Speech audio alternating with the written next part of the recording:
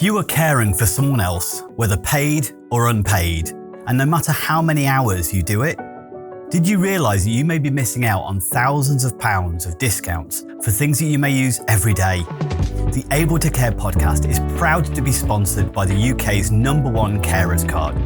Started by two best friends who recognise that carers deserve better and are 100% committed to helping to change the lives of all carers and bringing them together as a strong community. Carers Card UK provides support, recognition and rewards. It offers reassurance by providing an ID card that helps access emergency information when needed, while also unlocking discounts, a wellbeing hub, a carers circle tool and a community through their app. All of this for less than the price of a box of chocolates a year. There are discounts on gym membership, days out, electrical goods, clothing and even glasses. Let others know you care while taking a little care of yourself with an ID card you can be proud of.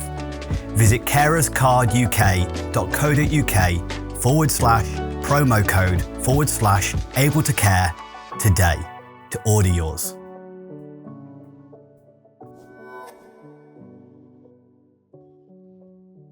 When I was 16 years old and a friend of mine and myself were mugged at knife point, I felt a lot of shame about what had happened because I was already a black belt in karate. And so I and others questioned why I ever let it happen.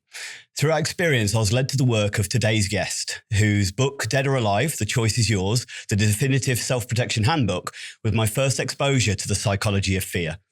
I went on to read two more of his books, The Elephant and the Twig and Fear for the Friend of the Exceptional People, which began my love affair with psychology, but also changed the trajectory of my life. Today on the Able to Care podcast, I'm incredibly honoured to welcome a guest whose work has deeply influenced my own personal journey and worldview. Geoff Thompson, a BAFTA-winning screenwriter, best-selling author and high-ranking martial artist, has had a profound impact on how I navigate personal development and face my own challenges. Geoff began his journey working as a nightclub doorman, a period of his life filled with violence, which he later transformed into a source of personal growth. His first book, Watch My Back, recounts his experiences in this environment and marked the beginning of his writing career. Geoff has written over 50 books, which is an impressive number of books, Geoff. 2 plays, I think I've got quite a lot of them. 2 plays and the screenplay for the film Retaliation, starring Orlando Bloom, which received critical acclaim. His work often reflects the themes of personal transformation, fear and forgiveness. He has a deep interest in spirituality and believes that fear can be a gateway to personal power if confronted. Geoff's latest book, 99 Reasons to Forgive, deeply resonated with me as well. Geoff is a sexual abuse survivor, and the exploration of forgiveness, not as an act of weakness, but as a reclaiming of power, is something I believe holds immense value. Geoff's experiences and insights on fear, abuse, and forgiveness will, I'm sure, provide invaluable help and lessons to all of us to better understand ourselves and those we care for. So thank you so much for joining me this morning, Geoff. How are you doing? Good. And thanks for inviting me as well. Thanks for that lovely introduction. It's really nice to see that, how the work's influenced you towards healing, which is great, healing other people and serving other people. That's really nice. It's gratifying. Absolutely, yes. You had a huge influence in my life in many ways. So and that's one of the things I want to kind of maybe start off the talk about, because I think I could see from the style of writing in your books, from the books I have of the definitive self-protection handbook, the Dead or Alive book, and then I've got loads and loads of your little mini books around, the sniper approach and stuff like that, yeah. Which from a martial artist point of view, I'm kind of gushing from a martial artist point of view as well, because it's like the books I've read have helped craft my art a little bit. But then you've kind of gone on this emotional journey through the stuff of The Elephant and the Twig, the personal development that you wrote about in there. Would you mind telling us a little bit about, because some of the people who are listening, you're not really well known in the care sector, or maybe many parents out there may not know you. Would you mind telling us about your journey a little bit, Geoff? Yeah, I mean, as a younger guy, I was I suppose like most kids, I was going to trip the light fantastic. I was going to do great things. These ambitions and this energy, and I really felt like I felt excited about life. And then during the Bruce Lee boom, I ended up joining an Aikido class, but unfortunately was abused by the teacher. I was groomed and abused by the teacher, and it wasn't so much the abuse that affected me, but the grooming. But the abuse was a shock that kind of implanted a parasitical virus in me. kind of like a possession at the age of 11, 12, that left me with a kind of powerful schema, a powerful belief that nobody could be trusted. The world couldn't be trusted. My family certainly couldn't be trusted.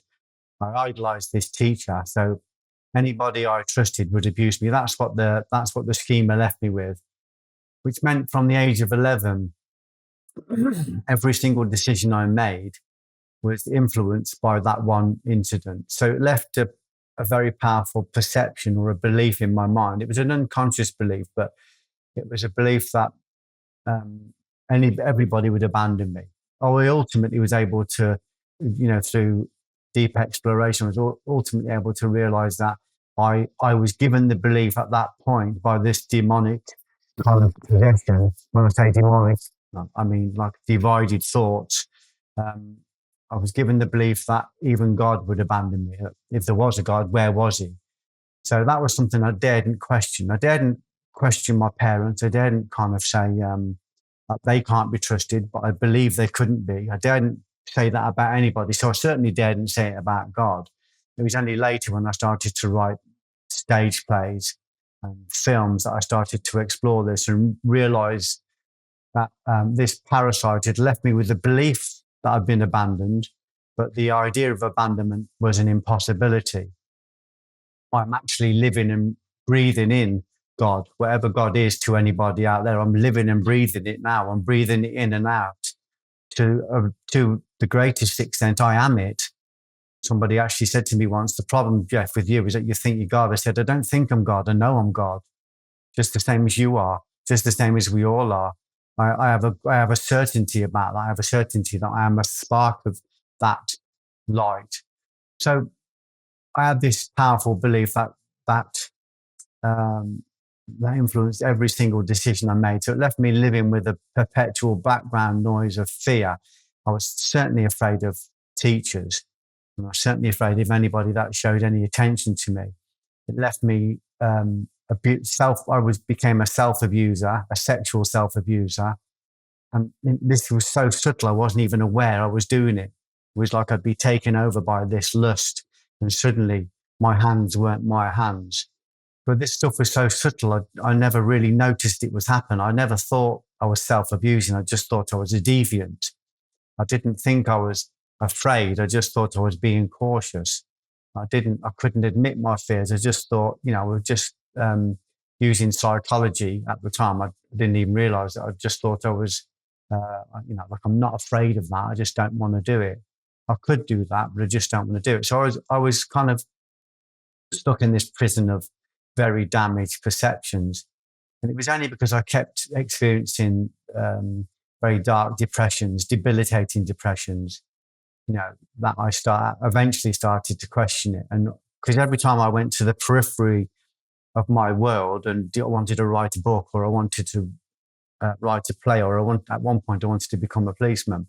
When I got to the periphery of my present reality, I was met by massive fear, massive self-doubt, which very quickly spiraled into a depression that I just wasn't able to control. It would literally, I would feel it coming and I would be running with panic. It would kick down my door and it would say, "Hi, my name is depression. I'm going to stay as long as I want." And it would take over my whole life. And I would be like a puppy following my wife around the house. She was frightened of me because she'd lost me. She didn't know who I was. The doctors didn't know how to deal with me.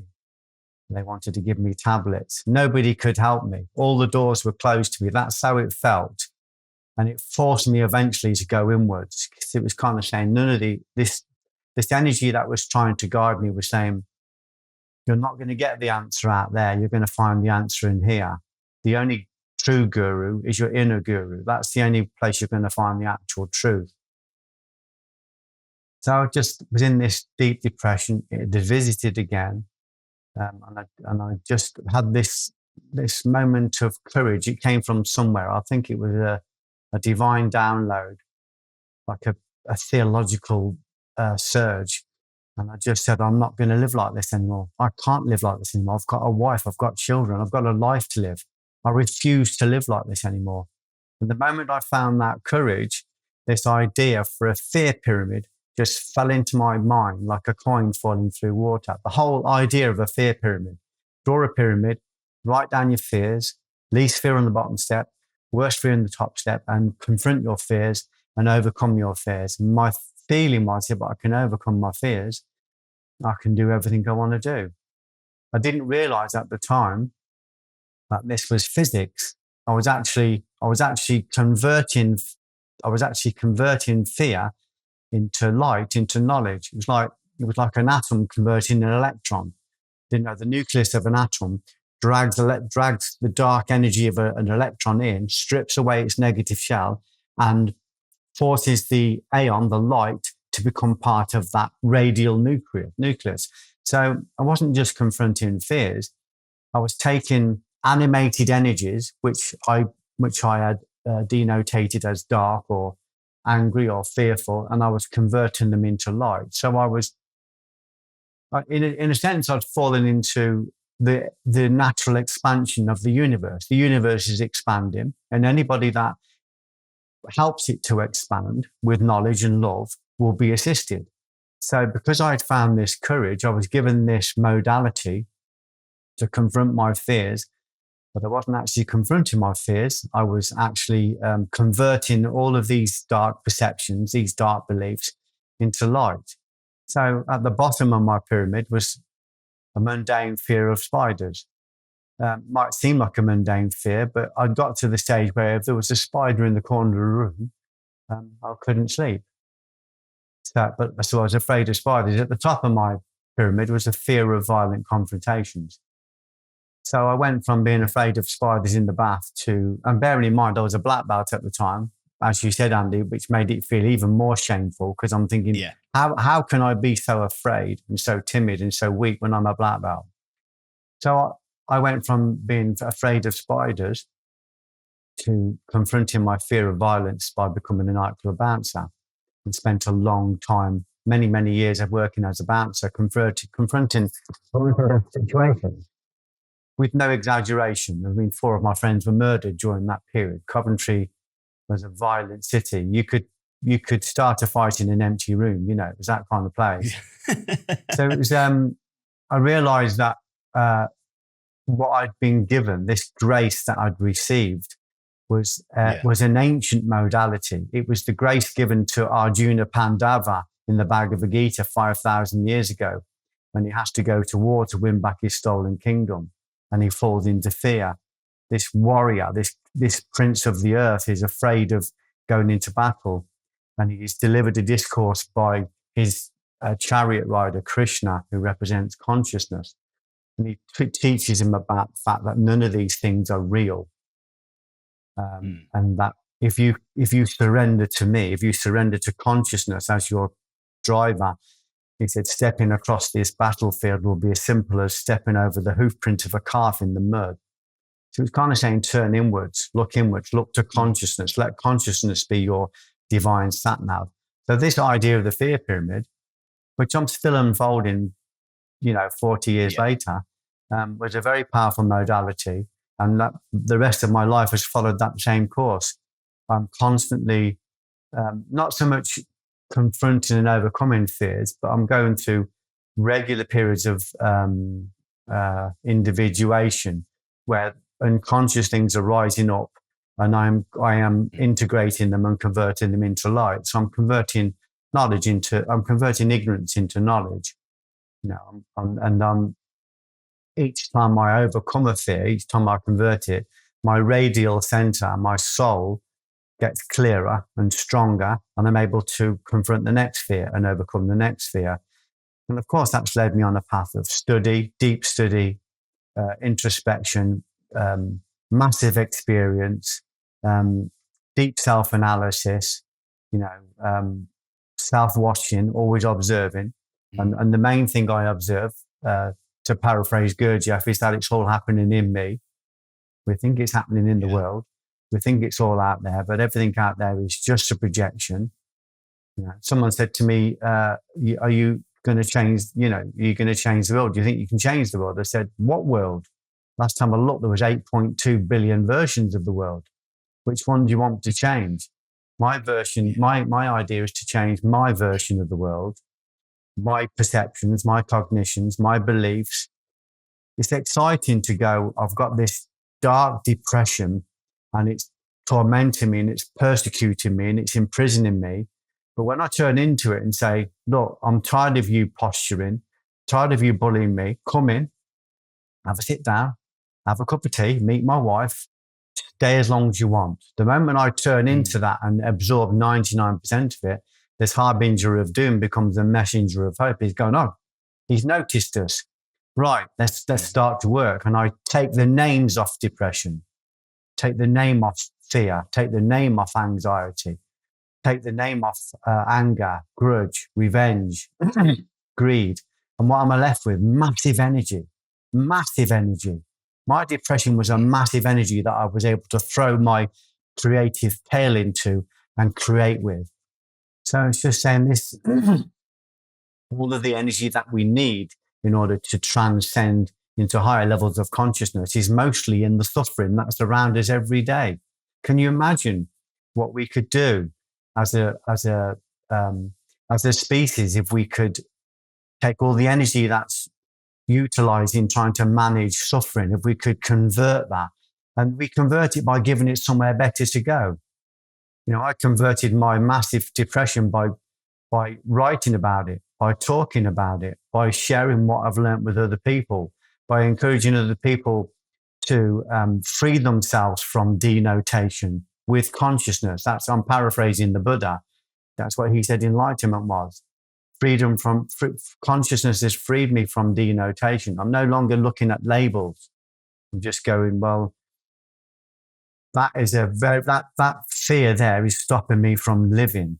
That fear of changing jobs, that fear of changing partners, that fear of taking off the mask, that fear of, tripping the light fantastic, that fear of exploration is stopping me. But when I look at that fear and if I take away the label, it's just an animated energy and it's made of atoms.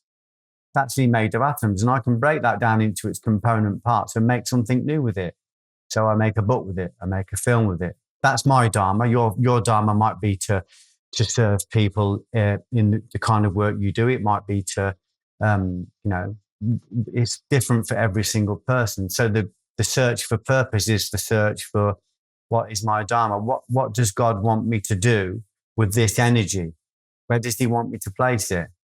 And if we look at paleontology, we look at the natural evolution of the universe, it's expanding and it's sentient and it wants to expand and it will work with and facilitate anybody that wants to help it to expand. The moment you go, I want to expand knowledge and love in the world, and I want to use that as an antibody to dissolve the virus of ignorance, the universe goes, oh, Geoff's woke up. This guy wants to help.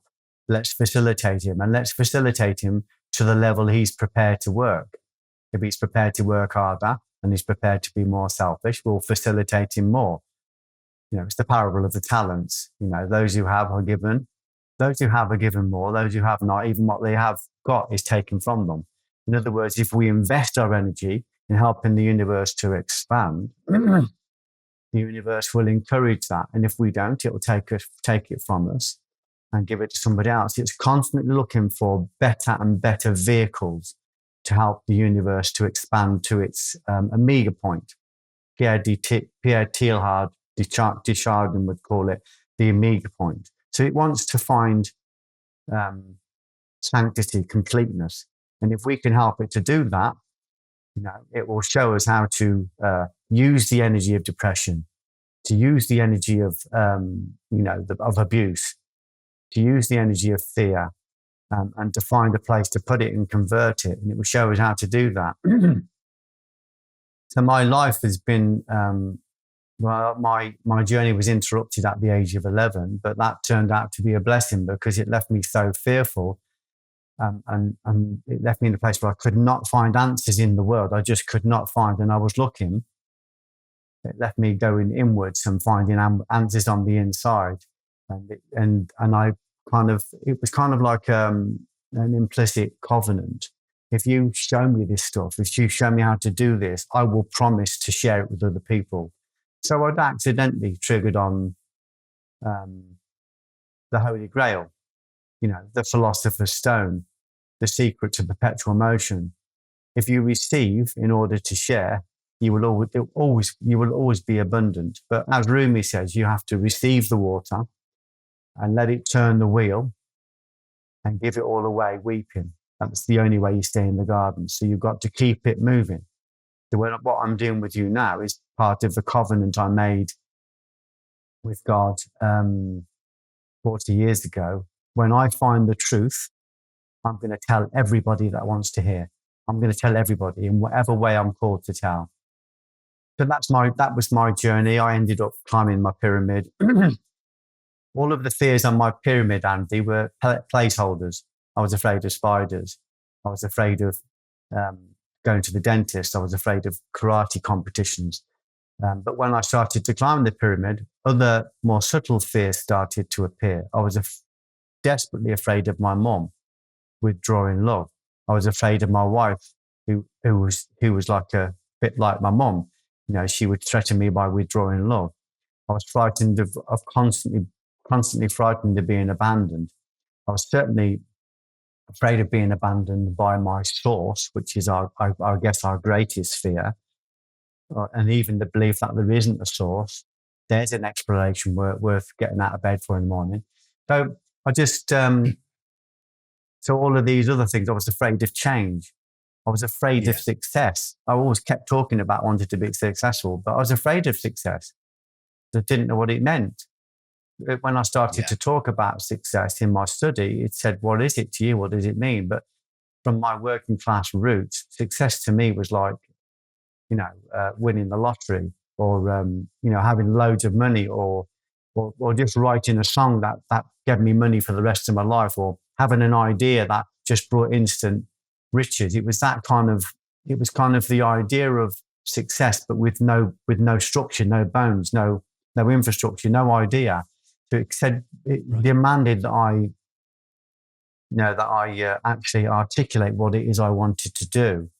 And it also started to say, I'd say, well, if it wasn't for the fact that I was in this factory job and my wife doesn't want me to leave, I think I could do really well. And it would say to me, it's not your wife keeping you there, you're keeping you there. Your fear's keeping you there. Nobody else's fault. If it's somebody else's fault, then it means somebody else owns my autonomy. I can't move until my wife says I can move.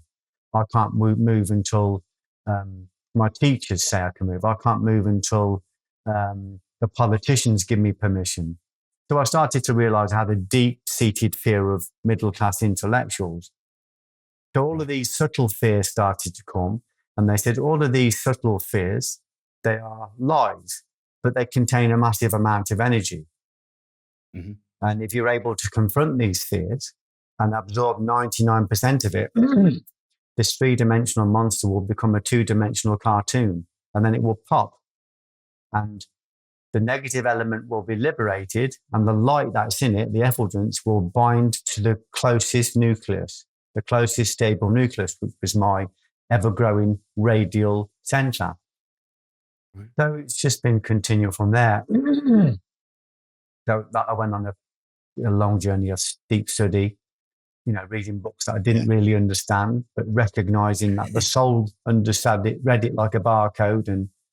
But mostly, lots and lots and lots of experiences where I would go out and I would test my theories. Let's see if this actually works. Let me go on the door and see what actually works. Let's see what the truth is.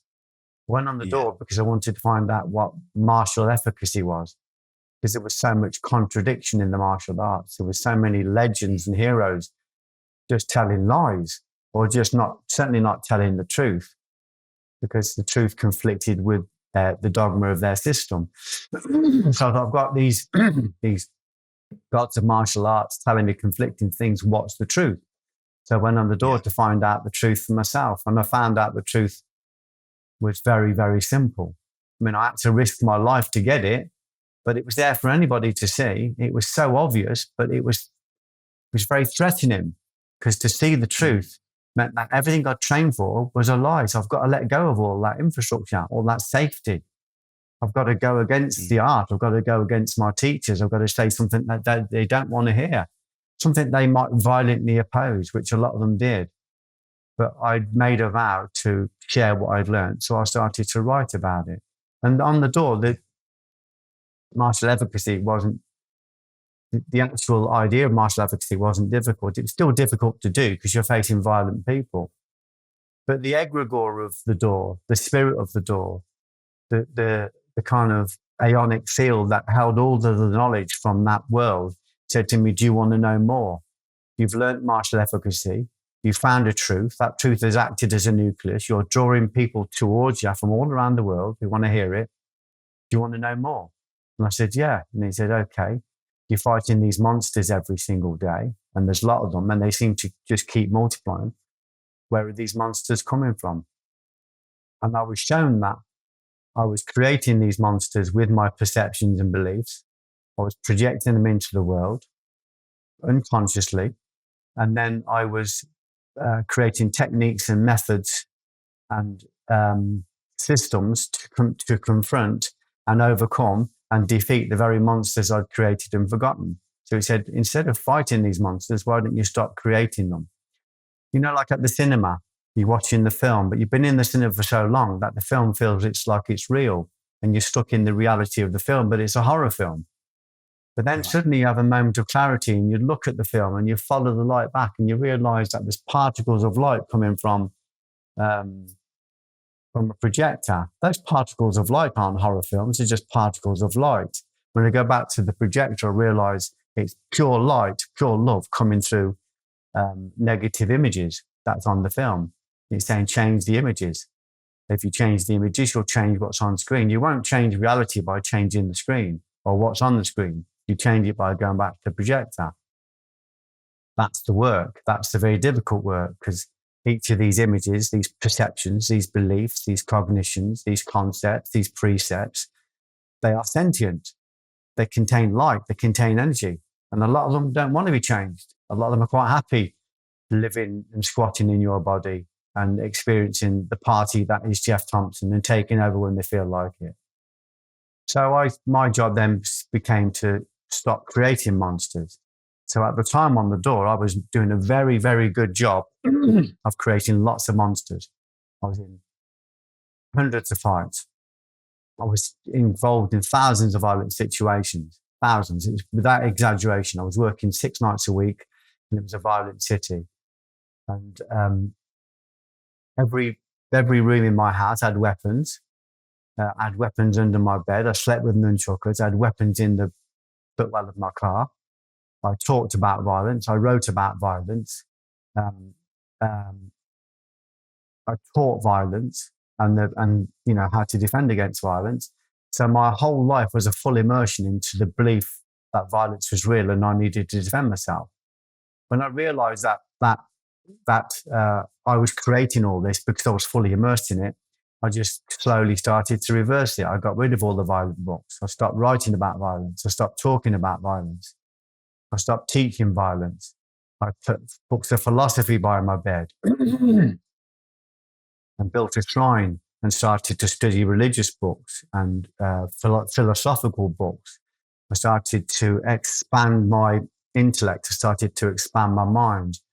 And very slowly, the reality that I created with my negative thoughts started literally to dissolve. I don't mean like I wasn't involved in violence anymore. I mean, the infrastructure that I built to house the violence that I'd created started to crumble. The nightclubs literally were razed to the ground, you know, or they were reconstructed into something else. The buildings disappeared. The violent people in my life disappeared. Suddenly I was surrounded by people like yourself, healers, and, you know, intellectuals and people that also wanted to help other people heal and to expand. Let me tell you this story, Andy. Forgive me if I'm talking too much, but let me tell you this powerful story. My way of cleaning all of these old perceptions was to bring them to light. What we bring to light must itself become a light. So I had to have the courage to sit down and write about what I'd experienced to find the truth of it. And I wrote about the sexual abuse when I was a kid. I wrote a film about it. I didn't want to write it. I didn't want to revisit it. It was very painful. I didn't want to look at it. It was like a bogeyman in the cupboard. I felt even as an experienced person, I still felt a lot of trepidation there. But I wrote a film called Romans 12:20.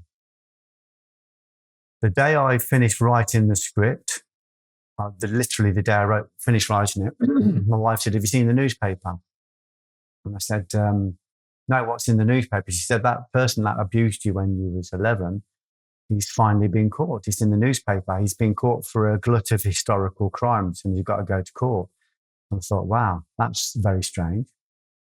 Now, in the film, I'd written that, I wrote about confronting the person that abused me, and I wrote about forgiving him. And in the film, I'd written that the guy commits suicide because he can't. I wrote him as a priest, and he couldn't live with his conscience. So about a month later, I'm talking to a guy because we're casting the film, or we're casting a young boy in it, and I'm talking to the guy whose young son wanted to do the part, and he didn't know this guy. He didn't know who had abused me. He said, "Oh, did you see in the paper?" And I said, "What was in the paper?" He said, the guy that used to run the boys' club in Coventry, excuse me, has committed suicide." So I'd written this. So he dissolved, he'd gone. About 2 months later, we were screening the film in London. We were screening it. Now, in Coventry, when I used to drive over the ring road, from the ring road in Coventry, you could see the boys' club. It was there. So every day I went into town, I would pass it. I could see it. It was a reminder of what happened to me, and I could see the room where it happened. The day we screened the film in London, a very, very powerful and emotive moment of this very hard truth about the power of the metaphysical power of forgiveness. That's what the film's about. I've come back from London and I'm driving over the ring road and the boys' club is not there. Gone. It's been razed to the ground. It's just rubble. So what I'm saying is that when we change what's on the inside, the outside literally changes. I have evidence in my life. I have no doubt about that. I'm not saying it's easy, but I'm saying that's how it works. So this boys' club has gone. They've rebuilt it somewhere else, a brand new place. And all of those bricks, all of those atomic particles will be used to rebuild something else. Now, my intention wasn't to hurt anybody when I forgave. My intention was to give over what had happened to me through reciprocity so that I could heal and that I could fulfill my potential in life. So what we change on the inside, you will see changes on the outside. So everything that's in our life, the person that's out there now listening to this thinking, I am trapped in depression, I'm trapped in fear, that's a massive resource of energy that is looking to be converted into knowledge, into light. There's first off, thank you. That was you took me on a journey there as far as your life's concerned, as far as the journey you've been on. And there were some real powerful points in there that you've kind of made. And one, the fear pyramid. I felt a moment of emotion because I drew my own fear pyramid, as you described in the book. And I've worked through that over my lifetime as well, and still am to this day, that some people know about and some people don't, and the things that I've been through and overcome. I'm wondering if we wouldn't mind going back to, obviously, you had this and you described it, I think there's a beautiful kind of description there of the parasite as far as that. And it wasn't the abuse itself, it was that damage of trust. It was the kind of the fear, that the grooming, the fear that created, that the relationship you had with that person was, I don't know, it was conditional. It was, you were just an object, and maybe that caused you to then dehumanize other people as a result of that, to kind of then lead to that people are untrustworthy. I know that one of the things that I remember reading in the 99 Reasons was that you did try and tell people about the abuse, didn't you? And it didn't get believed. And one of the things was like, why didn't you come out and say it straight away? Yeah, and why I've didn't come you come out across straight away? And you didn't lead him on, did you? I wrote a play called Fragile about this, and this was my biggest cleaning. In the play Fragile, I had one character on stage who was so damaged he couldn't trust anybody. All he could do was talk to this tape recorder, and he spoke it into a tape recorder, and he didn't even trust the tape recorder. But his mother character in the play says to him, "You didn't lead him on, did you?" And he says, "What do you mean lead him on? I was 11. I was 11. I was 11. I was fucking 11 years old. What do you mean? What do you mean? I was 11. What do you mean? Did I lead him on? I've never even kissed a girl. I had no idea what that meant." Created such dissonance. It was only later when I wrote about it that I understood that when I finally told my parents, it was like dropping a bomb in their Sunday kitchen. They had no way of being able to cope with it or understand it. It must have been a tremendous shock to them. And I told them a lot later. I couldn't share with anybody because I had so much shame. And I was groomed, so I believed it was my fault. And even when I went to the police station when I was in my 20s to report him to the police because he was still working there, even then the policeman was kind of had this strange smile on his face and was asking me, did I enjoy it? I wanted to rip his head off, I was so angry. Did I enjoy it? It was like, I was terrified, and I had no idea what was going on. He wanted to ask me whether I had an erection. And I was thinking it just created so much more distrust. But again, I realized I was mostly just dealing with ignorance, mostly dealing with people that were frightened of the subject. Mostly I was dealing with people that didn't really understand it.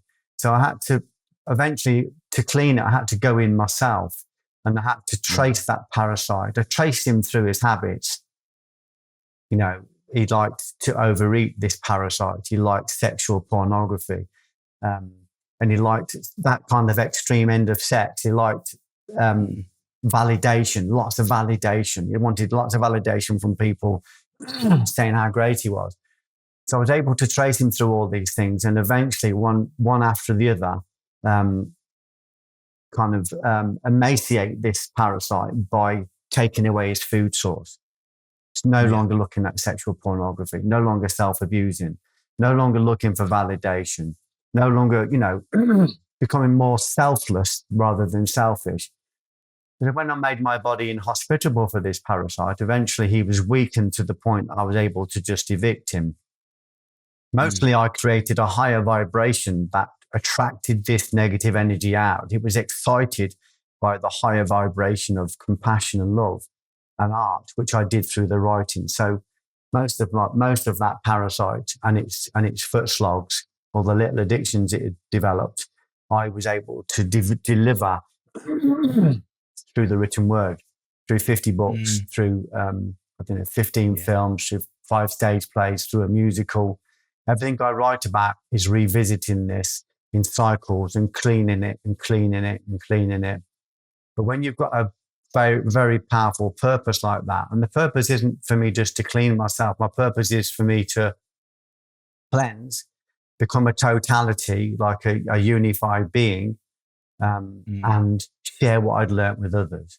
Not that anybody should believe me, because as we know, everybody's truth is very bespoke and individual. What I'm good at is exciting people to start their inner search and to promise people that the depression that's bullying them now is ripe for conversion. You can convert it.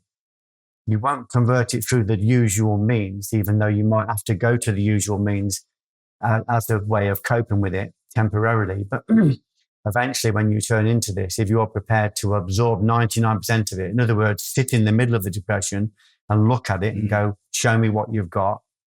Let's have a look at it and sit in it and absorb it and become tempered by it. It will convert. It will convert on its own. I think you referred to it as the Dharma, didn't you? As far as whatever you put that into. Yeah. And I've always referred to it as like you can either direct it to constructive or destructive, whichever way it's going to be. And the destructive is the violence, the self-harm, the kind of And I just want to touch on something with that in a second. Or the constructive is the building, the writing, the art, the poetry, the whatever you're directing that energy into in that and it way. knows where it wants to go, Andy. Yeah. So it's a directional construction. It's kind of saying, Right. put me into this, put the energy into this, because this is going to go out there. Like we'll do this podcast.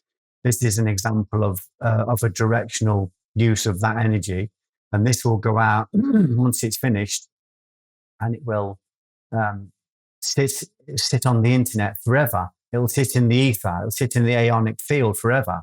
So once we've created this will be information that someone could pick up on in 100 years' time. Someone might wake up in 100 years' time when we're gone, or on 164, and they might wake up in a depression and feel like life's not worth living. And they might watch me and you talking about this, and it will, the inspiration will go into them, and it will enter them, and it will give them hope. So once we've done this, this is me actively converting negativity, fear, the fear of talking about this subject, for instance, the fear of people judging, all of the natural fears that come with sharing this kind of delicate knowledge. All of that is converted into light. I can't tell you when I did my stage play, Fragile, which was like a psychological exorcism, how fearful I was, how terrified I was. And you know what I was terrified of? I was terrified of my mum seeing it, of my mum finding out, of hurting my mum, of my mum abandoning me. And when I went and put the play on, I was afraid of being judged. I was afraid of being cancelled because play was so visceral and so honest. There was stuff I wrote in that play that no one knew about. I'd never ever shared. My wife didn't know about. No one knew about. So my wife and my kids and my friends were all there, and I thought they would hate me and think me a deviant. But actually, people were crying. People were hugging me. And the play went round. It had an incredible effect, not just on me, but on the people that watched it. And these people helped me to clean it. They helped me to clean it. And they showed me, when you tell the truth, you won't be abandoned. You won't be cancelled. You can't be abandoned. You can't be cancelled. And what, in fact, we're going to embrace you. We're going to give you love because you've given us permission. If you can write that and stand and watch it, you've given us permission to do the same. So I wrote about it in the short film. I wrote about it in the stage play.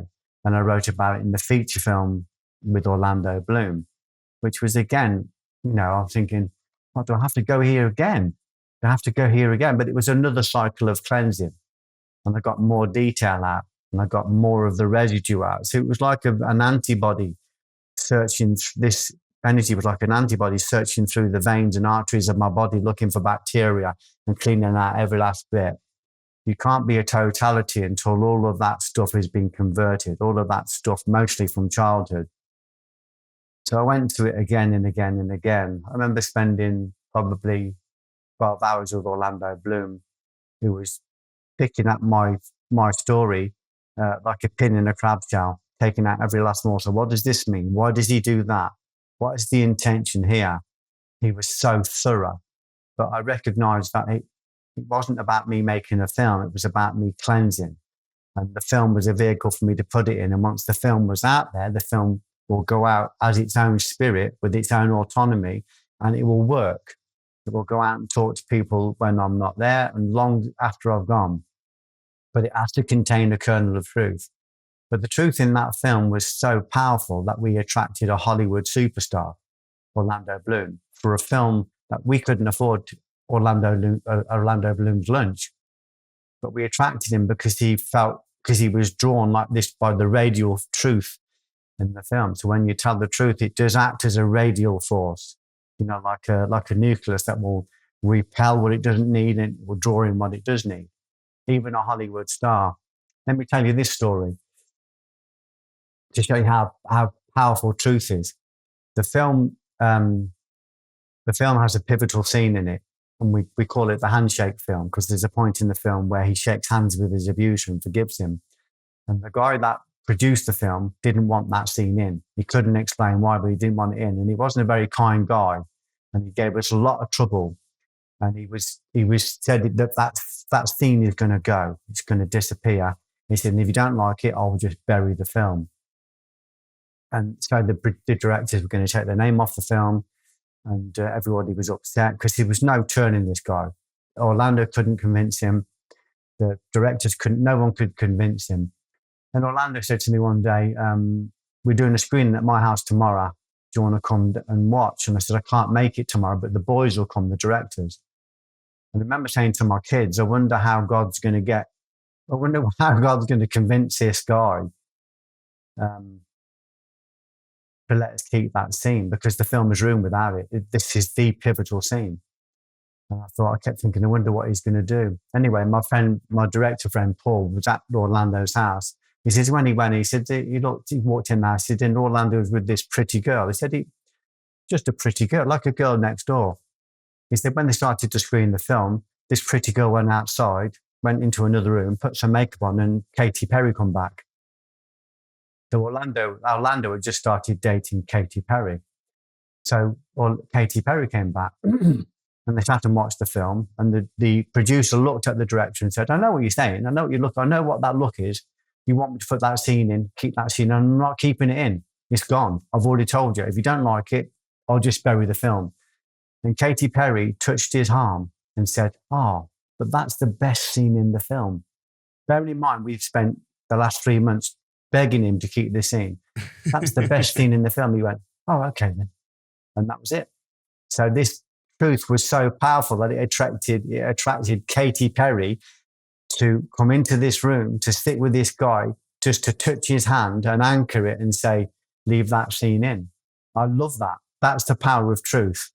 But you have to have faith in that. You have to trust it. You have to trust that if you've got the truth, you've got everything.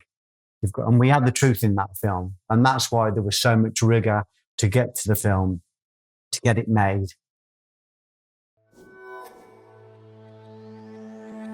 Have you ever encountered an adult or child's behaviour that has felt difficult, overwhelming, or challenging? Have you sometimes felt at a loss of what to do, or know that you didn't handle it quite right? People are complex and unpredictable, and their behaviour can be like the weather. We've all made the mistake of looking out the window and feeling safe to wear shorts, but 5 minutes later, wishing for an umbrella. But what if, like a weatherman, you understood how humidity, temperature, and pressure all come together to cause the weather, allowing you to better prepare, predict, and respond, and prevent ever having a picnic ruined by a thunderstorm ever again? My book, called Targeting the Positive with Behaviours that Challenge, helps you to become the weatherman of behaviour. It provides you with a toolkit to increase competency, confidence, resilience, and empathy, so you feel more assured about how to respond to distressed or dysregulated behaviours in others, including those affected by trauma, mental health, neurodiversity, learning disabilities, or dementia. Build better connections, achieve de-escalation, and improve outcomes for yourself and those you engage with my celebrated 6-stage target model, a step-by-step process to reduce distress for everyone. Discover my empowering, person-centered guide in Targeting the Positive, written by me, Andy Baker, available from online bookstores worldwide. Find a link in the description and order today. I think I've encountered an awful lot of people when it comes to forgiveness, which is obviously one of the fundamental things you've been referring to, and this massive thing you've overcome. Is that some people I've had conversations with other people who've maybe had similar experiences to yourself and it's like some people aren't worthy of forgiveness. Yeah. Some people don't deserve forgiveness, and I think that's something that. Have you encountered people being very resistant to the idea of you shaking hands with your abuser? Most people are inspired by it, but at the same time confused. They don't really understand it, but they don't understand that it's because even when I was studying forgiveness, even some of the greatest voices on the planet, some of the great intellectuals, have the wrong denotation for forgiveness. You read the great books about forgiveness, and most of them are equating forgiveness with what's the word? Letting somebody off, with pardon. Yes. They think that forgiveness means pardon. And what I was shown through my through this infusion of grace was that we haven't got the power to pardon people. We don't have the power. We have the power to forgive them. Forgive means to give over. It means to give it over to reciprocity. Maybe you'll still have your day in court, and maybe you'll still need an apology, but you let go of the anger. You let go of the fear, because you're bound to them by those energies, and they're feeding off you. You're bound to the person you hate. You're bound to the person you're afraid of. You are bound. You are entangled, quantumly entangled with that person. When we forgive them, we break that entanglement. We let them go free, and their own karma, their own reciprocity, settles its own account. So we haven't got the power to forgive. People say you should forgive yourself, but we haven't got the power to forgive ourselves either. We've got the power to repent. And to repent means to repair. It means to look at our mistake and repair it. It means to return. It means to return to love, which is our nucleus. It means to find refuge in the center, which is our soul. And when we are in a place of grudge or in a place of anger or mostly in a place of confusion or dissonance, we're far away from the center of love. So when we're far away from the center of love, we're in the confusion of the mandala, and everything, we're in a place where we hold on to these things because we think we've got the power, and we think we've got the power to forgive and to pardon. We haven't, not even to forgive ourselves. We have the power to find contrite remorse, and then we can repent, and then the mistakes we've made can be converted back into light. So I'm saying to people, all that anger, all that grudge, all that dissonance, you think there's some control there, you think there's some power there, and you think you are omniscient and that this person deserves forgiveness and this person doesn't. Everybody deserves to be let go of and given over to reciprocity. And if you don't believe reciprocity works, you just haven't done enough rigor yet. It's there. I've lived it. Whatever goes out is going to return. That's a basic law of physics. So it's saying to people that any kind of grudge, any kind of anger, any kind of resentment, any kind of need for witness revenge, this holding on entangles you with the very person that you really want to let go of. And it's the false belief that they don't deserve to be forgiven that keeps us there. But when we realize that this grudge stops the flow of love, it devours love like a virus. It pollutes love. It stills our life. It's like a clot in the blood vein. So I'm saying to people, let yourself go from it. And maybe forgiveness won't be an instant thing, but it's a process. You can start to let go. And you can start to look at things like reciprocity. You can start to look at things like, well, I've got this resentment here and I've got this anger, but it's a massive energy and I can do something with it. But first, we've got to change the denotation. Forgiveness is not pardon. And nobody escapes the consequences of their actions, although most people think they do, because they might escape judicial law. Nobody escapes the consequence of their actions. They are living it. Their own skin is speaking a testimony against them. After I forgave this guy, I saw him in a cafe and I forgave him and I shook his hand and I let him go. That was the first time I was able to see that I'm not pardoning this guy. I'm just giving him over to his own karma. But it was the first time I was able to look at my own faults and my own mistakes.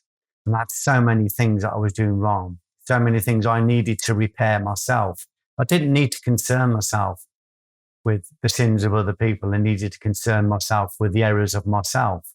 And I recognized that all of those errors were stored in me like little pockets of treasure, Andy. Little dark conchers, like spiky shells that had a beautiful concher in the center. So I started to repent and repair and fix all of those mistakes I'd made.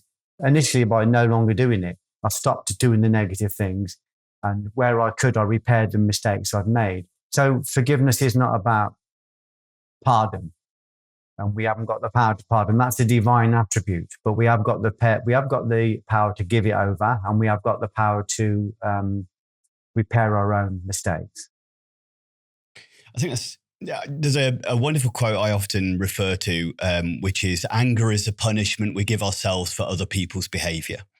Um, which kind of summarizes a little bit kind of what you went through there. I think that was another really interesting bit that you kind of mentioned, which was there's a sense of control in anger, isn't there? I can choose to stay angry with this person. I can still choose to have that, but it actually comes from a fear, as you just said there, as far as once you let that go, then suddenly there's a realization that you could no longer potentially blame the mistakes of your life or the actions that you'd taken that maybe you regretted on that event, because now you'd let that go. So now you had to internalize. And there must be, again, that comes back to that fear concept that you've been kind of mentioning throughout. Well, when you hold a grudge to somebody, and when you've got a fear to somebody, and when you don't let them go, you're entangled.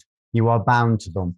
And there's like an umbilical cord between you, and you are feeding off each other.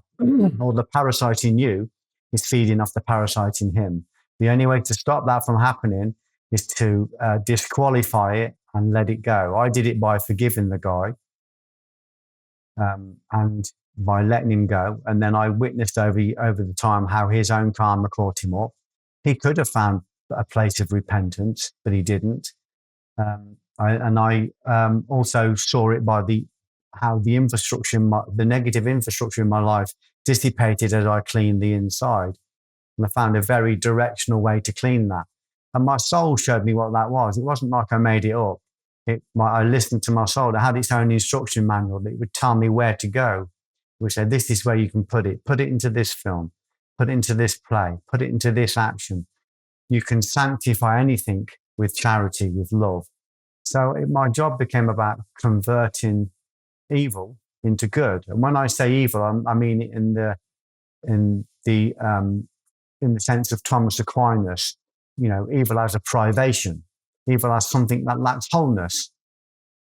Like a virus lacks wholeness, an antibody has wholeness, and it gives some of its wholeness to the virus and absorbs it, and it becomes whole. So we don't kill anything; we just donate some of our wholeness towards it. That's an exercise in itself, but that's worth getting out of bed for in the morning. If you've got this anger, this rage, and like I said, it gives you some sort of feeling of power. But basically, once you've got that, the person you're angry with has your autonomy. You have no autonomy because every time you see him, rage, fear, dissonance, disgust, the need for revenge. You are controlled by that other person, or you're controlled by the parasite that's in that other person. That's why in Judaism they say if you're gonna forgive someone, first injure them. So when I met this guy, I injured him by saying, you abused me when I was a kid, and you have really damaged my life, and you've convinced yourself that it wasn't abuse, it was just a relationship, and it wasn't abuse, it was just a natural thing that people don't understand. You convince yourself that other people, and it was okay. You've given yourself all of you've given yourself the belief that I was complicit. I was a child. I cannot be complicit. I was a child. And so I weakened him. I injured him with the truth. I said, this is the truth. This is what you did. Now you've got to live with that. I haven't. And that when after I'd injured him, I forgave him. I said to him, I forgive you. Basically what I'm saying, I let you go. I am no longer bound to you. You're no longer going to climb inside me, even though you're 20 miles away. Maybe even if he's dead, if I haven't forgiven him, he's still climbing inside me.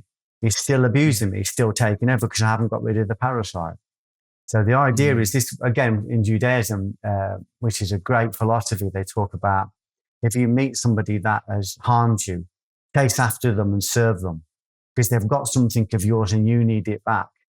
What have they got? They've got your autonomy. They've got your autonomy. So you can injure them with the truth. Even if you just go to them in your mind and have a conversation and say, this is what you did. This is what happened. And this is the truth. And I'm going to let you go. And I'm going to give you over to reciprocity, to karma. And then I'm going to come back at my own life and go, okay, let's do an inventory. Let's have a look at where I'm not a good person. And there was lots of areas in my life where I was not kind. And lots of it was caused by the distrust that happened to me, but it still happened on my shift, Andy. I'm still culpable. I'm still letting it happen. Yeah. So every time a parasite rose up and said, let's be unkind, let's self-abuse, let's watch porn, let's overeat, let's overdrink, let's take drugs. Every time that rose up, I would practice a technique called choiceless awareness. I would observe it without engaging. I would observe it without identification. I would just observe it until the light of my observation popped it. The negative element was liberated and the light was released. Again, it's physics. Exactly what happens when you've got a nucleus of an atom and you've got the negative particles swimming around it, electrons, the negative particles. If they come too close to the atom, they get dragged into the atom. The negative shell gets ripped off, and the light that's in the negative particle binds itself to the closest stable element, which is the nucleus. So that's what we're doing. Every time something rises up, it rises either to claim or to be claimed. That's our choice. But it's only our choice if we understand it. Once you understand, you go, yeah, I'm not going to engage that. I'm not going to identify that. I'm not going to let that incarnate me. Because if I do, if I engage anger, I'm not just like exhibiting anger. I am angry.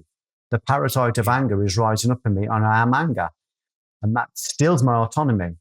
Now that parasite rises up and it engages you, and you think it's you, but it thinks it's you as well.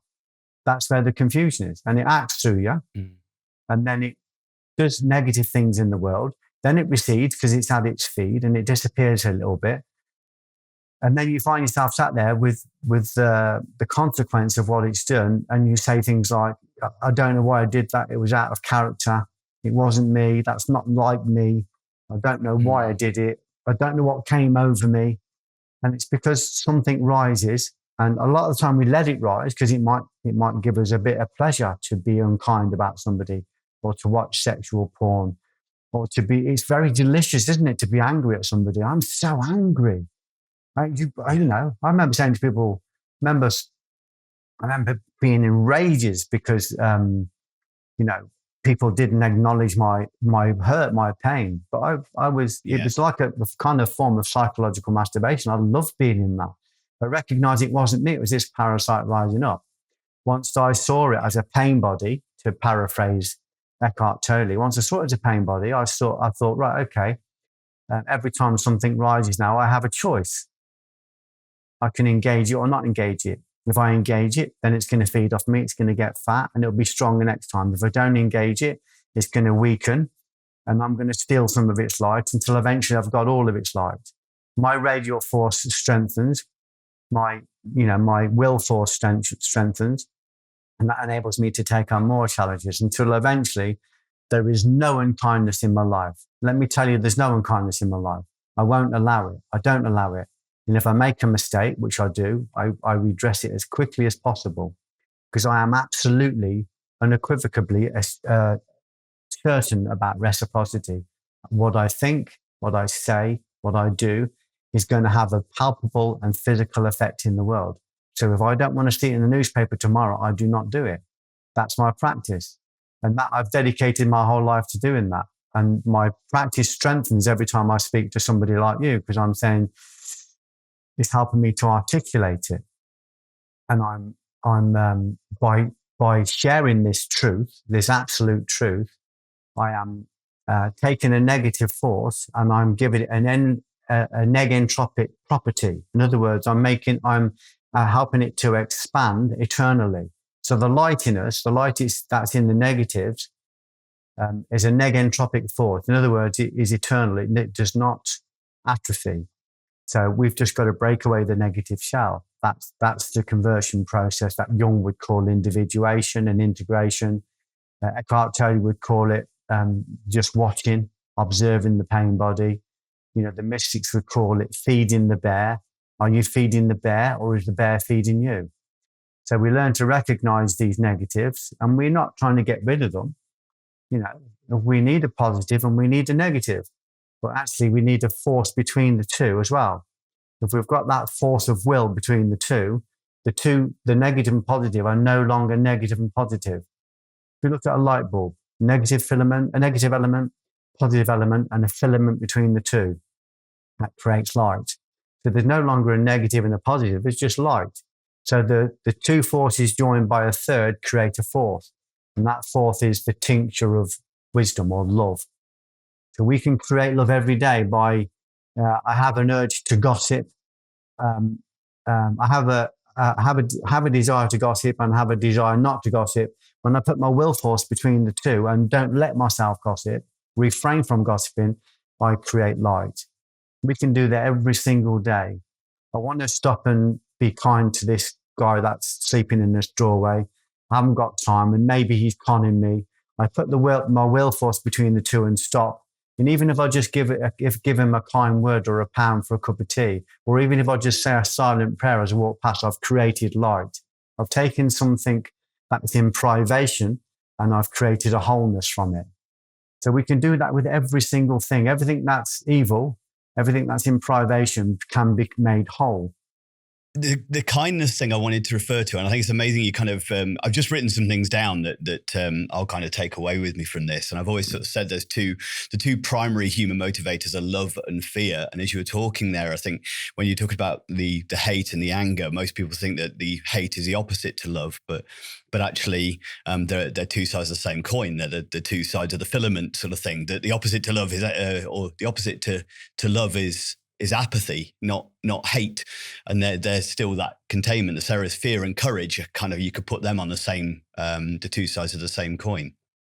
But when you talked about the kindness there, that you put kindness into the world, do you think you've also, through this process of putting kindness out to the world, do you think one of the things that's really helped you to overcome some of the challenges you dealt with is kindness towards yourself as well? Do you actively aim to be kinder to yourself now than ever you have before? Yeah. In your life? Absolutely. Yeah. I'm human. I'm in a body. I've got conditioning in me that's thousands of years old.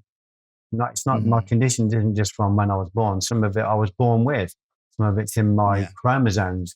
Some of it's in my genes. Some of it's in my DNA.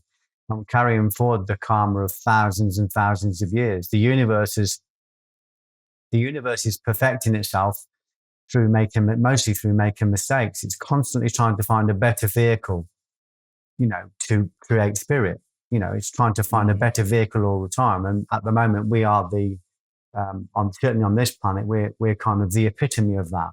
So the universe has evolved and improved by making lots of mistakes, but the universe doesn't go back and go, oh gosh, and sit in a mistake for the next 20 years because it made a mistake. What it does is it corrects the mistake and it learns from it. And then the next time it tries again. So I am very patient with myself and I'm very kind with myself.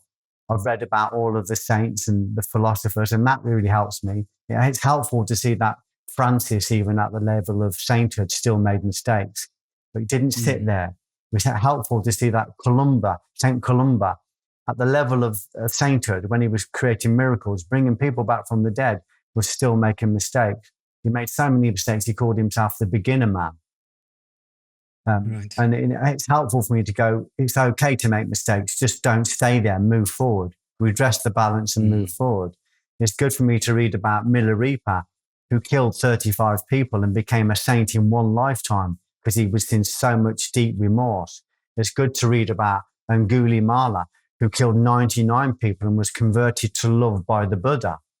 Not despite his crimes, but because of them. The Buddha saw that all of these crimes could be converted. They all came from a negative perception. From the root of a negative perception, they could be converted. So anybody can be redeemed. And the people who have made the most mistakes have the most potential to be redeemed because they've got so much energy stored in their body that's negative, that can be converted. They've got so much treasure that can be converted. So when I make a mistake and I feel, guilt coming in, I'll remember Francis. I remember Francis, I remember Francis wouldn't even go and meet with the nuns because he didn't trust himself. He said, I'm still capable of bearing a child. He said, I'm not going to go and start. I don't trust myself. And he said, and there's a snowy day. He said, unless that path up to the nunnery is suddenly converted into, a path of roses, I will not be leaving this hut. And one of the monks came running in and said, you've got to come out and have a look. There's roses all the way up the snow. So we said, well, I better go. This is one of the miracles of Francis. So the point I'm making is that even at that level, he was still aware that darkness can take over if you're not completely centered. And he did make mistakes. Even right towards the end of his life, there was one point where he was on the roof of one of the cottages in his monastery, throwing the tiles off because new people were coming in and they were taking over. And he went into the room and he was shouting at God, this is my monastery.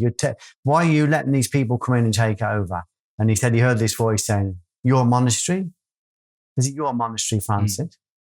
And he says, I've done everything for you. I've given you everything. Everything you've asked for, I've given you.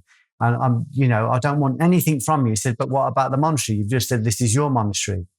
Boom, Francis goes, oh, I'm so sorry. I get it. Of course, I don't own anything. I don't even own clothes. I give everything away. I don't hold on to it. Like Rumi said, we receive the water on the water wheel. We let the water wheel turn. We give the water away. That's how we stay in the garden. We don't hold on. We've got to be like a bucket that is never empty but never full. The water just keeps moving through it. I'm paraphrasing Dogen.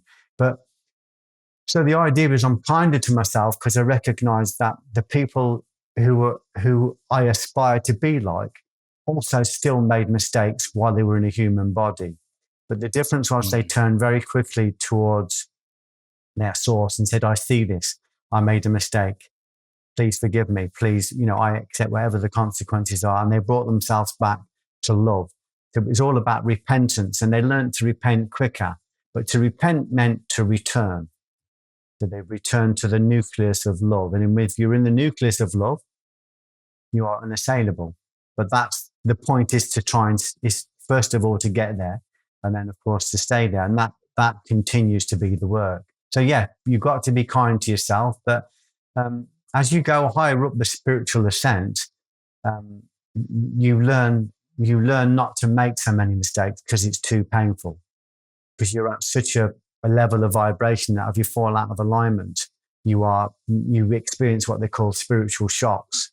It's so dangerous to fall out of alignment when you've got that kind of energy.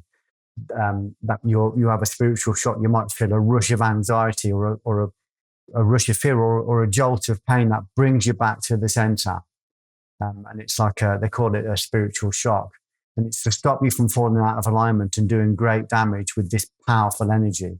Because with this energy, if we're not impeccable, absolutely impeccable, we can really damage people and we can really damage ourselves. We can hurt people if we take advantage of them with this. If we've got this center, this radial force, and the ego takes over from it and hijacks it, we can really damage people. People are put in front of us to be in our care, not for us to, misuse that energy. So you get to the stage where you don't fall out of alignment quite so often because it's just too painful. I feel like I could listen to you for hours as far as the journey's concerned. One of the things that I kind of feel as a takeaway, you've been through this incredible journey yourself. You'll see you've taken the pain in your life and you've turned it into something amazing and something positive that, as you describe, you're putting out into the world as far as light's concerned and putting that constructive. There's many of the people who may be listening to this involved that may be looking after somebody or supporting somebody who has been through the challenges that you did in your early points in life, that have that parasite that is potentially buried inside them, and want to help them to overcome. Or there may be people who are listening who have been through a similar journey to yourself as well, or started in a similar journey to yourself. What kind of advice would you, or how could somebody help others to lead on a pathway of overcoming their fears and forgiveness? And I know, I'm aware that this is your time and you're a busy man. But just as a kind of final question, is there anything you can offer on that for us? Yeah. Stop being distracted by the world. In a sense, the world is none of your business. Get yourself aligned, get yourself unified, work on your own faults, admit your own faults at first, admit your own fears, and start from where you are and start working on them. As you tighten your own radial force, your own center, you will start to see the world around you affected. So people need to see the proof of what you're talking about. But if we're too busy taking in the negative news, the world feels like a shitstorm, and it feels like it's impossible to change it. But it's a distraction. The world is a distraction. Your job is to change you and to align yourself. And when you start to align yourself and you start to become more unified and win back your own territories from the addictions, from the fears, from the false perceptions, when you start to win your own territories back, you will find your soul will become your teacher, and it will direct you towards where you can do the most help, where you can create the most help. Our job here is to recognize that people are suffering, and the suffering is immediate. But if we're able to convert our own suffering, and believe me, that's where the power is. If we're not able to overcome that, we're not really able to help other people. So we need to first of all start by overcoming our own fears, our own inadequacies, our own sufferings, and recognize that the power is when we see these negative things, that's where the energy is, that's where the power is. There's a lovely line in the Old Testament where God is speaking to Solomon, and he says, I reside in the cloud temporarily. I'm looking for a temple, build me a temple, and I'll reside permanently with you. So if you look at the nucleus of an atom, you could say that's the temple. And if you look at the electrons, the negative particles spinning around the atom, they call it clouds. God is in the cloud temporarily. If we build a center, a nucleus, a soul, center ourselves, we can draw this light from negativity and create an even more powerful radial force where we become unassailable, we're untouchable. Because the part of us that is real is eternal, and it is unassailable. So in other words, I'm saying that God resides in the cloud. He's temporarily in those negative things. We don't think God's in the negative things. We don't think God is in the devil or the demon or the negative people or the negative thoughts. But there's light in anything that's animated, and we can draw that light from it. Literally if we're eating too much food, there is light in the darkness of that addiction. And we can retrieve that light by training ourselves not to eat too much negative food. If I'm drinking too much alcohol, there is God in the light. There is light in the negative of that addiction. I can convert that light by no longer drinking, by pulling myself away from drinking. As simple as gossiping, which is an assassination of character. It's just in Judaism, they call it a small murder. We can convert that light by not gossiping, by not being unkind, by not even entertaining those thoughts. So I reside in the cloud. Make a temple for me and I'll reside permanently with you. I love that. I love the idea that all of the places we're running away from, all of those dark feelings we're running away from, God is in all of that. Light is in all of that. Or consciousness is in all of that. Whatever you want to call it, it doesn't really matter. It's in all of that, and it's sentient. And if you build a temple, and that you build the temple with your own willpower, I make myself go to the gym. I make myself eat light. I make myself get up early and meditate. I make myself come and do a podcast. And part of me wants to lie in and overeat and do all the normal indolent things that people do. I can draw the light from, there is, obviously at the moment, the world is feeding and living off negative energy. All of that is ripe for the conversion if I'm brave enough. So I would say start where you are. Stop looking at what other people are doing wrong. They're only projections of what you don't like in yourself, and start working on what you can change within you. And you'll be surprised that when you change the things in you, the things in the world will change. There was a lovely story I read about a vicar trying to write a sermon on Sunday morning because he got the mass later that day. And his son keeps coming up, wants to play.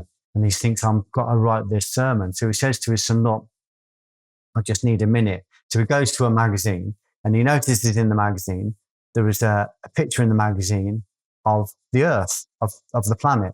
So he takes the picture out and he cuts it into tiny little pieces. And he said, look, I've made a jigsaw. Go and play with the jigsaw. Put the world together.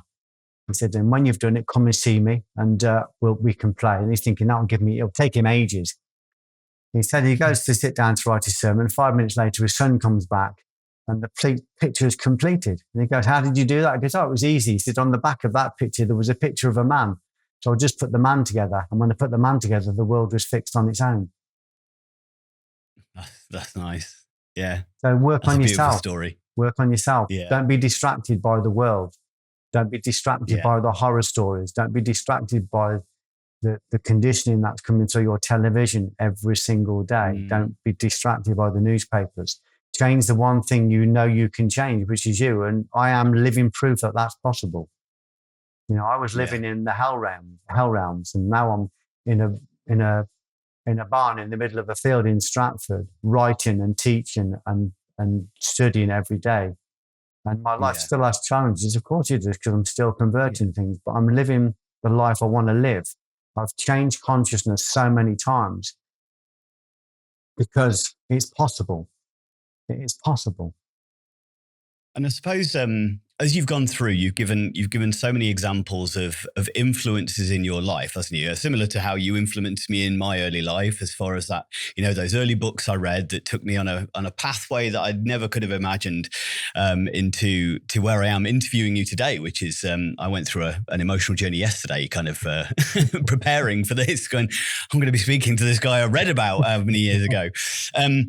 And I think when I asked the question there about how people listening could potentially be helping others who may be going through your journey, that would still be applicable. It's focus on yourself, that learning, finding those mentors, finding the people that kind of bring positivity into your life, because by acting that way, those around you will feed off that. They will learn from it. It's the leading by example kind of principle, isn't it? Demonstrate forgiveness, demonstrate overcoming fears for others to do. Doing the right thing is a nucleus.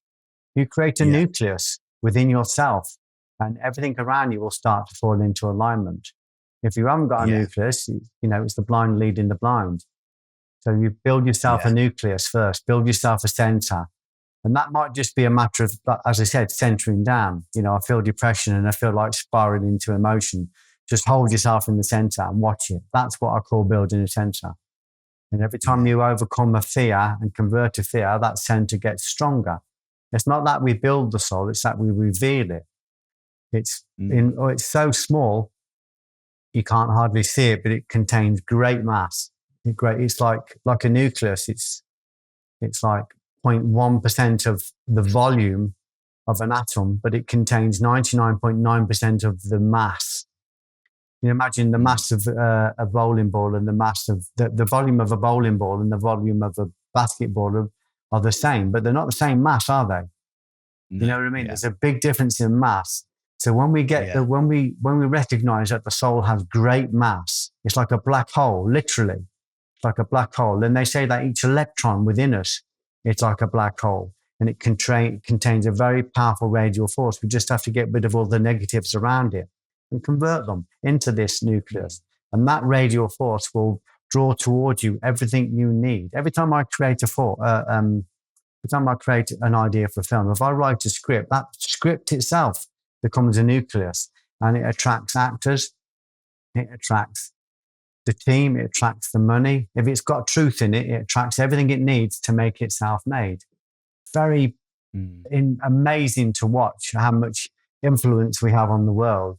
Meister Eckhart said, all of it is happening inside you. All of it is happening inside you. This is what Gurdjieff said as well about self-observation. He said the first thing you recognize when you start to practice self-observation is that it's not happening out there, it's happening in you. And that's where we change it. It's not happening on the screen at the cinema. It's happening at the projector of the film. And we can change the film, because the film are our perceptions and our cognitions. So it's that idea that we just want to create our own center, our own radial force. And we can do that with the things that are automatically around us. If you can look at things like A Power of Now by Eckhart Tolle, the great example of this idea of creating this force and converting these pain bodies. If you look at Man's Search for Meaning by Viktor Frankl, where he talks about finding purpose, and he talks about the power of finding a center in the middle of a death camp in Auschwitz, and creating such a powerful radial force by living the Torah, by living the word, that he creates these incredible mysteries within this hellhole. And he said, this will prove to people that if you can do it here, if you can change reality here, if you can absorb this evil here and convert it, anybody else can do it anywhere. So the idea is that we've got to be the living proof of it. I'm living proof in my own life. My job is to tell the story and to keep telling the stories of the miracles I've experienced not by going out and waving a banner and attacking government or whatever. My way of changing is by changing me. When I change me, I change what's out there, infrastructure and everything else. Very powerful force. I've been in talks, Andy, when I was first learning this stuff, and I used to get embarrassed by it because I didn't quite know what it meant, but I'd be doing talks and I'd be animated and I'd be right in the center of truth in a bookshop, say, doing a talk at a book signing. And I'd stop in the middle of the talk and I'd look at the people, and 50 of them are leaning towards me at a 45-degree angle. They're literally being drawn into the radial force at my center. Now, that's not me. That's the soul. That's the source that they're feeling. My job is to facilitate that source. And to facilitate that source, I need to cleanse and purify and get rid of all of the things that are not me, that are not kind. And like I said, it's just about converting them. They all contain energy. All of them contain energy. Fantastic. Thank you so much for sharing your words and wisdom and stories with me over the time of this podcast. I feel like I'm going to have to listen straight back to this to try and absorb some of the stuff that we've gone through, because listen to it a few times to kind of take everything in and kind of really connect with it and take it forward in my life as well. So I hope anybody who's been listening to this as well can find some of the wisdom and some of the meaning that you put in there, and maybe start to investigate some of you've mentioned numerous works and people that you've obviously influenced your life to kind of, whether it's spiritual works and psychology, philosophy and things like that. Yeah. So hopefully people will follow suit to some degree. Look at basic psychology and it'll tell you a hell of a lot about yourself and about the world, just about projection, about all of the defense mechanisms, about, and all of those things that we're hiding from can all be converted. Not an easy process, but we're in a body, we're in the world, so we are on a cross. That's the nature of where we are. But we can learn the rules, we can learn how things work, and then we can start to work with the natural flow of the Tao. Yeah, and that taking that control for yourself as far as that. Get your own autonomy back. Don't give your autonomy. The person you're angry at has your autonomy. He owns you. I remember someone saying to me, when people throw litter on the floor, he said, it enrages me. I said, so all I need to do to own you, to steal your autonomy is throw a bit of litter on the floor. Another guy said, when I drive on the motorway, he said, someone takes the middle lane. He said, I get so angry about it. I said, so all I've got to do to own your autonomy is drive down the middle lane. I own you. You're bound to me, because those things can quickly spiral into, confrontations and violence. But you have to ask the person that's angry at the litter, what litter are you leaving in your life, metaphorically? What is it that you're dropping? What is it that you're not picking up? What is it that you're not taking care of? And the guy that's holding the middle lane, what is it in you that you hate about that guy? Are you just in the middle lane of your life? Are you angry because you're not going in the slow lane, you're not going in the fast lane, you're just cruising? You can soon look into it and go, why are you really angry? And why are you giving your autonomy away? Why are you giving this life-changing creative autonomy away so easily? And like I said, it's if you don't recognize that, a good study of psychology helps you. But if you don't recognize that, the telly owns you, because the telly gives you 20 murders before breakfast, and that's it. You're quietly in the background. You're afraid to take any chances. The television is constantly conditioning people. The conversations we have with people, the things we read in the newspaper. If it bleeds, it leads. There's just horror stories everywhere. And we're given cartoon characters to hate and to throw stones at. All of it just distracts us and steals our autonomy. Our autonomies with the doctors, our autonomies with the solicitors, our autonomies with all of these different people who we give our autonomy away to so easily. And it's kind of saying, come back to your own center, find your own truth, expand your knowledge and your love. Work only with things that are in accord with wisdom and love. But if you're watching, 6 or 7 hours of telly a day, that's like a PhD in negativity. It's like that's the kind of hours you'd study for a PhD, and you take it, but you're just taking in negative conditioning, which is negative conditioning, same as anything else, has compound interest, just gets fatter and fatter. So stop doing it and start disciplining yourself to bring in better knowledge, like listening to podcasts like this, reading the books, and that one book will lead to another book. And the book might just trigger something that you can change, and suddenly you're in a whole world of study. I mean, I'm excited today because later on, I'm going to go and find a little corner of Nero's, and I'm going to have a coffee, and I'm reading Jung again. I read Jung 20 years ago, but I'm reading Jung again, and I'm excited to sit down and read a very challenging book by Jung. Right. That's I'm going to go for a walk now and have a meditate. But we can make our every day like that. It's not, it's not going, I'm going to sit and watch something really negative on television, which is very addictive and very alluring, very seductive. I'm just going to find something positive, and I'm going to make a positive change in my life, so that if I'm in a room full of people, those people are better protected just because I'm there. Yeah. Great. I keep writing things down because of the stuff I'm going to take away, and struggling thoughts in my head of conversations I need to have as well. So fantastic. Yeah.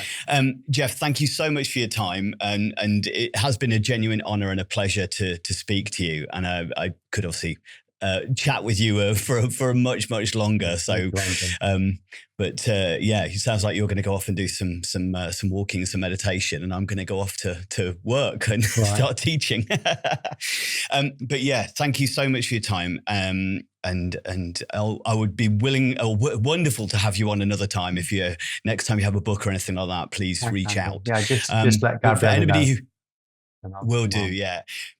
But I will put details of Geoff's works into the show notes and into the information below the videos, so that you can reach out and find some more information. I'll put a link to the website and the Forgiveness Project as well, that you did an interview for. If you could put a link to my TED Talk, that'd be great, because that's all about the stuff we talked about today. The TED Talk is all about the fear pyramid, overcoming fear, and the metaphysical power of forgiveness. It's only like 13 minutes long, but it might be a good direction for people.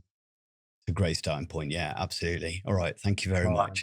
So for those of you who are listening and watching, if you found anything in today's episode interesting, something that's reflected in yourself or something that you can take away, or you think there's somebody out there who could potentially benefit from the words of Geoff and the stuff that we've shared today, please like, comment and share. But otherwise, thank you very much.